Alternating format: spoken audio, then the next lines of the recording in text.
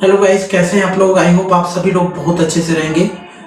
अगर आप system administrator बनना चाहते हैं तो बहुत सारे डाउट हमारे माइंड में होते हैं कि सिस्टम एडमिनिस्ट्रेटर बनने के लिए हमें कौन सा कंप्यूटर कोर्स करना चाहिए, हमारी क्वालिफिकेशन क्या होनी चाहिए और कैसे अप्लाई करेंगे, और अगर जॉब हमें मिल भी जाता है तो हमारी रोल क्या होनी चाहिए कंपनी के अंदर, क्या हमें करना होगा, क्या हमारी सैलरी होगी। तो ये सारी इंफॉर्मेशन अगर आपको जाननी है तो इस वीडियो के लास्ट तक आपको बनना होगा। आपको सारा एक एक करके मैं बताने वाला हूँ इस ट्यूटोरियल में। सबसे पहले बात करते हैं एक सिस्टम एडमिनिस्ट्रेटर का रोल क्या होता है। कई तरह की प्रोफाइल कंपनी के अंदर होती हैं, जैसे एक सिस्टम एडमिनिस्ट्रेटर होता है, एक सर्वर एडमिनिस्ट्रेटर होता है, नेटवर्क एडमिनिस्ट्रेटर होता है, डेटा एनालिसिस होता है, अलग अलग ऐसे रोल होते हैं। तो सबसे पहले बात करते हैं, हम तो इस ट्यूटोरियल में बात करने वाले हैं सिस्टम एडमिनिस्ट्रेटर की। तो सिस्टम एडमिनिस्ट्रेटर का रोल दोनों प्लेटफॉर्म पे होता है, डेस्कटॉप को भी देखना होता है और सर्वर को भी देखना होता है। अगर कंपैरिजन अगर हम करेंगे network administrator and server administrator के कंपैरिजन में एक सिस्टम एडमिनिस्ट्रेटर की, तो सर्वर एडमिनिस्ट्रेटर प्रॉपर केवल वो सर्वर के ऊपर ही काम करता है, उसी की सिक्योरिटी सब कुछ, सारी एक्टिव डायरेक्टरी सर्विसेज, कैसे क्लाइंट को डिस्ट्रीब्यूट करना है, कैसे उनकी कंट्रोलिंग करनी है, केवल सर्वर पे ही उसका डेडिकेशन रहता है। बट एक सिस्टम एडमिनिस्ट्रेटर का रोल जो होता है वो डेस्कटॉप को भी कंट्रोलिंग करना होता है। तो डिपेंड करता है कि आपके कंपनी में क्या स्ट्रेंथ है आपके टीम का, तो उसके अकॉर्डिंग आपको डेडिकेशन देना होगा। तो रोल की बात करें हम तो सर्वर पे भी आपको काम करना पड़ेगा और डेस्कटॉप पे भी काम करना पड़ेगा, दोनों को मैनेज करना रहेगा। ये तो हमारी हो गई सिस्टम एडमिनिस्ट्रेटर की रोल की। रिस्पॉन्सिबिलिटी की अगर हम बात करेंगे तो रिस्पॉन्सिबिलिटी आपको सर्वर मैनेजमेंट, मेन आपका रिस्पॉन्सिबिलिटी जो होती है सर्वर के ऊपर ही होती है, क्योंकि डेस्कटॉप पे तो आपको बैठना नहीं रहता। डेस्कटॉप पे अलग अलग यूजर्स काम करते हैं, चाहे वो सॉफ्टवेयर डेवलपर हो गए, चाहे डेटा एंट्री ऑपरेटर हो गया, जिस तरह की कंपनी की प्रोफाइल है उसके अकॉर्डिंग उसके एम्प्लॉय अलग अलग अपना काम कर रहे होंगे।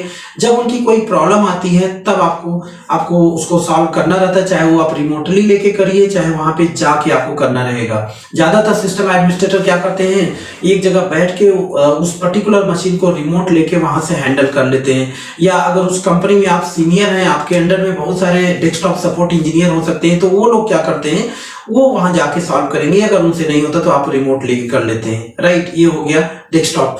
और लेकिन रेस्पॉन्सिबिलिटी अगर जो होती है वो ज्यादातर होती है सर्वर के ऊपर। आपको सर्वर को मेंटेन करना, सर्वर की पॉलिसी, परमिशन और उसकी सारी देख रेख सारी एक सिस्टम एडमिनिस्ट्रेटर की होती है, राइट। तो ये तो हो गई रोल एंड रिस्पॉन्सिबिलिटी। और अब हम बात करते हैं कि एक सर्वर एडमिनिस्ट्रेटर बनने के लिए जो आपका ये रोल रिस्पॉन्सिबिलिटी, इसको मेंटेन करने के लिए आपको स्किल की जरूरत होती है। कौन सी स्किल की जरूरत होगी, तो उसके लिए आपको सबसे मेन इसमें होता है जो ऑपरेटिंग सर्वर ऑपरेटिंग सिस्टम की, चाहे विंडोज सर्वर ऑपरेटिंग सिस्टम का आपको अच्छा नॉलेज होना चाहिए या तो लिनक्स ऑपरेटिंग सिस्टम का अच्छा नॉलेज होना चाहिए। इनिशियली आपको एक ऑपरेटिंग सिस्टम पे नॉलेज होना चाहिए, प्लस आपको hardware and network plus basic network configuration के बारे में भी आपको नॉलेज होनी चाहिए, तभी आप एक सिस्टम एडमिनिस्ट्रेटर बन सकते हैं। तो जो अगर आपकी स्किल की बात करें तो विंडोज सर्वर सर्टिफिकेशन, पहले MCS से करके अभी बहुत सारे कमेंट हमें आया कि ये जो सर्टिफिकेशन आप बोल रहे हैं तो रिटायर हो चुका है, तो अभी इसकी क्या जरूरत है 2016। मैं आपको ये बताना चाहता हूँ, रिटायर केवल सर्टिफिकेशन होता है, ये कॉन्सेप्ट और फीचर और जो भी सर्विसेज हमारे सर्वर को कभी रिटायर नहीं होता है। और ज्यादातर कंपनी में अभी इस समय की बात करोगे, अभी सर्टिफिकेशन की बात करोगे तो आपको 2019 सर्टिफिकेशन मिलेगा, इनफैक्ट 2012 भी नहीं मिलेगा, 2016 का सर्टिफिकेशन भी नहीं मिलेगा, सब रिटायर हो चुके हैं। बट अगर ऑर्गेनाइजेशन में जाकर रियलिटी में देखोगे आप, तो आप स्टिल अभी क्या काम कर रहे हैं, 2008 R2 सर्वर पे काम कर रहे हैं, राइट। तो इसलिए जो कॉन्सेप्ट है, जो फीचर, आपको सर्वर का कॉन्सेप्ट सीखना, ना कि आप वर्जन और एडिशन एंड सर्टिफिकेशन के ऊपर आपको फोकस करना है। इसी को देखते हुए मैंने जो ट्यूटोरियल बना के इस चैनल पे अपलोड किया है वो विंडोज सर्वर 2016 के ऊपर पूरा MCSA का ट्यूटोरियल है, तो आप उसको बढ़िया से देखो, आपके लिए बहुत यूजफुल होने वाला है वो ट्यूटोरियल। इसके साथ अगर आपको लिनक्स में नॉलेज है तो दैट्स ग्रेट। एक्चुअली कंपनी के अंदर अगर आपको 2 ऑपरेटिंग सिस्टम के ऊपर नॉलेज है, 2 एडमिन के ऊपर, तो ज्यादा बेटर रहता है। अगर नहीं है तभी आप एज ए विंडो एडमिनिस्ट्रेटर बन सकते हैं, बट अगर दोनों लिनक्स एंड विंडो दोनों पे आपकी पकड़ है तो ज्यादा बेटर होती है। साथ में आपको नेटवर्क कॉन्सेप्ट की नॉलेज होनी चाहिए, जिसको हम नेटवर्क प्लस बोलते हैं, उतना एनफ रहेगा। आपको उसके लिए CCNA करने के लिए नहीं बोल रहे हैं, राइट। और इसके साथ, इन सभी के साथ साथ आपको वर्चुअलाइजेशन की नॉलेज होनी चाहिए। कोई एक वर्चुअलाइजेशन प्लेटफॉर्म आपको मालूम होनी चाहिए, चाहे वो माइक्रोसॉफ्ट का हाइपर भी हो गया, चाहे VMware हो गया, या फिर सिट्रिक्स हो गया, जिन सर्वर। तो ज्यादातर अगर आप 90% देखोगे कंपनी के अंदर तो VMware पे ही है। इसीलिए मैंने VMware का भी ट्यूटोरियल इस चैनल पे अपलोड कर दिया। आप VMware पूरा कोर्स देख लीजिए, आपको बेसिक VMware का कॉन्सेप्ट मालूम हो जाएगा, वो एनफ रहेगा एक एडमिनिस्ट्रेटर बनने के लिए।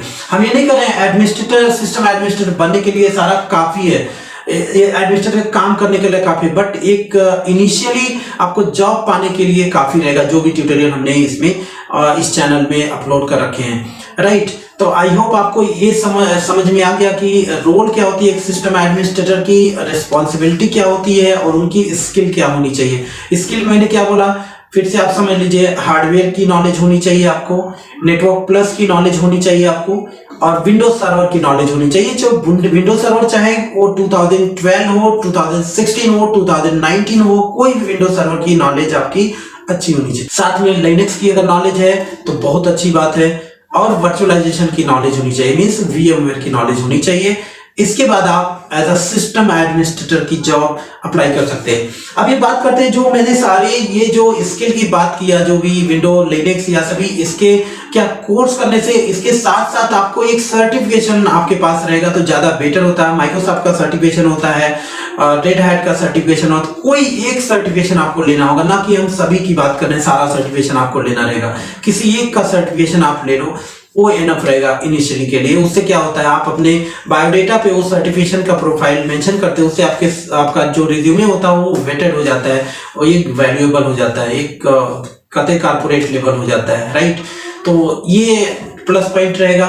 इसके साथ साथ कम्युनिकेशन, इंग्लिश कम्युनिकेशन स्किल, ये सबसे बड़ा रोल प्ले करता है। डिपेंड करता है कंपनी एनवायरनमेंट, किस तरह की कंपनी में आप जॉब अप्लाई कर रहे हैं, राइट। तो वो बहुत ज्यादा मायने रखता है, तो उस पर आपको फोकस करना है।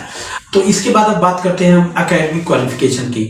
हम बात कर लिए हैं कि एक एडमिनिस्ट्रेटर का रोल क्या होता है, रिस्पॉन्सिबिलिटी क्या होती है, और एक एडमिनिस्ट्रेटर बनने के लिए उसकी स्किल क्या क्या होनी चाहिए, राइट। ये सभी पे हम बात कर ली। अब हम बात करते हैं उसकी एकेडमिक क्वालिफिकेशन क्या होती है। कुछ लोग कहते हैं कुछ कंपनीज में ग्रेजुएशन मैंडेटरी होता है, कहीं पे +2 होता है। तो मैं बताता हूँ आपको कि एक्चुअल एक एडमिनिस्ट्रेटर बनने के लिए क्वालिफिकेशन क्या होती है। टोटली डिपेंड करता है ऑर्गेनाइजेशन का जो प्रेमिसेस होता है। कुछ कंपनी में बिना ग्रेजुएट के एंट्री नहीं मिलेगी आपको, तो ज्यादातर आप देखोगे एडमिनिस्ट्रेटर तो एक ग्रेजुएट ही मांगते हैं। ज्यादातर कंपनी तो IT ग्रेजुएट मांगती है, चाहे आप MCA किए हो, चाहे BTech किए हो, तब आपको एंट्री मिलती है। कुछ ऑर्गेनाइजेशन नॉर्मल ग्रेजुएट जो होती है, किसी स्ट्रीम में आपने ग्रेजुएट किया है या डिप्लोमा कर रखा है तो उसको ले लेती है। और कुछ कंपनी में जो होती है वो आपको +2 बेस पे हायर करती है, बहुत रेयर कंपनी होती है। तो ये आपको माइंड से पहले से स्ट्रॉन्ग कर लेना है कि एक सिस्टम एडमिनिस्ट्रेटर बनने के लिए आपको ग्रेजुएट होना ही होगा, राइट। ये हो गया। अगर आप ग्रेजुएट नहीं है, टाइम एक्सपेंड हो चुका है आपका, तो टेंशन लेने की जरूरत बिल्कुल नहीं है।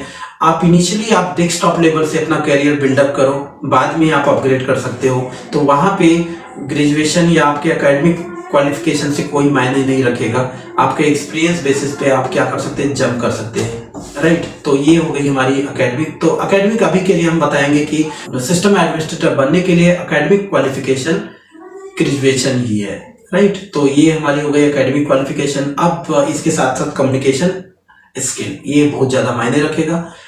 अब बात करते हैं कि ये सब करने के बाद हम कंपनी कैसे चॉइस करें, किस कंपनी में हमें जाना चाहिए। अब जब भी वैकेंसी निकलती कहीं पे भी, आपको उसकी क्राइटेरिया देखनी है। ऐसे नहीं कि आंखें बंद कर लो और जस्ट हमने कंप्यूटर कोर्स कर लिया है, ये सारे सर्टिफिकेशन ले लिया, कहीं पे भी अप्लाई कर दिया, TCS में अप्लाई कर लिया, IBM में अप्लाई कर दिया, या इन्फोसिस में अप्लाई कर दिया, एक्सेंचर में अप्लाई कर दिया। नहीं, ऐसा नहीं करना है। आप पहले उस कंपनी का जॉब प्रोफाइल देखो कि आपसे सुटेबल है या नहीं है, वहां पे रिक्वायरमेंट क्या है, क्वालिफिकेशन क्या मांग रहा है, उससे आप मैच कर रहे हो कि नहीं। मैच कर रहे हो तभी आपको ट्राई करना, नहीं तो कभी ट्राई नहीं करना चाहिए। ऐसे ट्राई नहीं करना चाहिए, सिंपली आपको ट्राई नहीं करना चाहिए। उससे क्या होता है, आप जाके रिजेक्ट होते हैं, आप होपलेस होते हो, ठीक है। तो ऐसे ट्राई नहीं करना है। आपको अपने किसी सीनियर से बात करनी है, अपने सीनियर से बात करो जो वर्किंग है ऑलरेडी कहीं पे, उनसे बात करो, तो वो आपको ज्यादा बेटर आपको समझा पाएगा। नहीं तो आप हमसे जुड़े रहो, मैं तो आपको हमेशा गाइड करूंगा ही करूंगा। एक डाउट हो जाता है कि सिस्टम एडमिनिस्ट्रेटर जॉब मिलने के बाद इसकी सैलरी क्या होती है। पैकेज टोटली डिपेंड करता है कि आपकी क्वालिफिकेशन, एकेडमिक क्वालिफिकेशन, सर्टिफिकेशन और कंपनी का प्रोफाइल, तो उसी के अकॉर्डिंग रहता है। ये फिक्स कुछ भी नहीं रहता है, ये सरकारी जॉब नहीं है कि फिक्स रहेगा यहाँ पर। और सबसे मेन पॉइंट मैं आपको बताना चाहता हूँ कि ये जो भी है ना, जो भी आपने कोर्स कर रखा है, जो भी आपने सर्टिफिकेशन ले रखा है, अगर आप इंटरव्यू में ही आप समझ जाओगे इस चीज़ को कि कंपनी को आज के डेट में बहुत सारा डिग्री की, बहुत सारा पेपर की आवश्यकता नहीं है, आपके स्किल की ज़रूरत है। तो आप जो भी कोर्स कर रहे हो, जहाँ से भी कोर्स कर रहे हो, बहुत अच्छे से करना है। आपको एक प्रॉपर स्किल लेना है। चाहे आप, मैंने बोला कि विंडो का नॉलेज ले लिया, लिनक्स का नॉलेज लिया, ज़्यादा एडवांटेज रहेगा। ज़्यादा एडवांटेज के चक्कर में पता चला आपको दोनों में परफेक्ट नहीं हो, तो एटलीस्ट एक स्किल को आपको बहुत अच्छे से बिल्डअप करना अपने आप को। स्किल अगर आपका बिल्डअप रहेगा तो आप बेकार नहीं होगे, बिल्कुल नहीं होगे। अगर आपके पास स्किल नहीं है तो आपकी डिग्री आपके पास धरी रह जाएगी, जान लेना।